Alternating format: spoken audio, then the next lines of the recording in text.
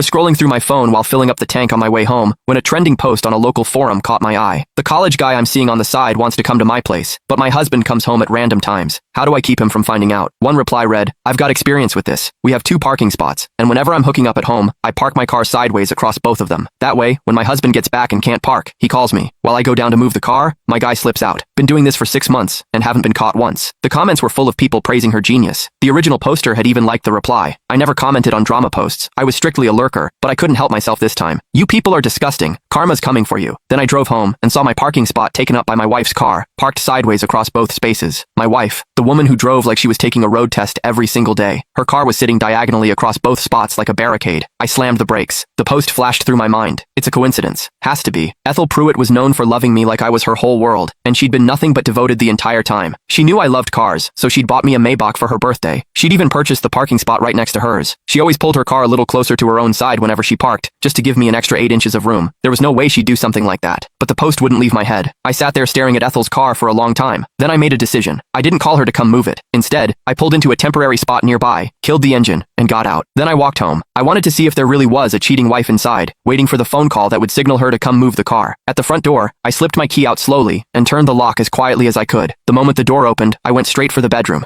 The door was half open. Through the gap, I could see the room was empty. I turned to the guest bedroom, pushed the door open. No one. Every room was silent. Not a soul. Where was Ethel? Just as the question formed in my mind, the kitchen door swung open. Ethel stepped out wearing an apron, carrying a plate of food. She spotted me and froze, surprised. Honey, you're home so early today? She set the plate down on the dining table and gave me a warm smile. I glanced past her into the kitchen. Chopped vegetables were lined up on the cutting board. A pot of pork tripe and lotus seed soup, my favorite, was simmering on the stove. She'd clearly been in there for a while. The tension drained out of me. I managed a small smile. Nothing going on at the office today, so I left early. Ethel nodded. Go rest for a bit then. Let me finish the last 2 dishes and dinner will be ready. She turned and headed back into the kitchen. I watched her bustle around, her back to me, and the question slipped out before I could stop it. Why'd you park your car sideways across my spot today? Ethel glanced back at me, looking a little sheepish. Oh, I was worried you'd come home hungry, so I rushed up to cook for you. Didn't bother parking properly, just pulled in sideways and ran upstairs. Ethel's demeanor was perfectly natural, not a single word out of place. After all, every day when I came home from work, a hot meal was waiting for me on the table. Ethel was a surgical doctor. Her workload was enormous. Yet no matter how busy she got, she always found time to come home and cook for me. Sometimes I told her to take a break, to stop pushing herself so hard, but she always said the same thing. She went back to the stove. Before long, dinner was ready. 4 dishes and a soup. Every single one, my favorite. Ethel served me a bowl of rice and was just about to sit down and eat with me when her phone rang. She picked up, and her brow furrowed instantly. Okay, I'm on my way. She hung up, yanked off her apron, and turned to me with urgency written across her face.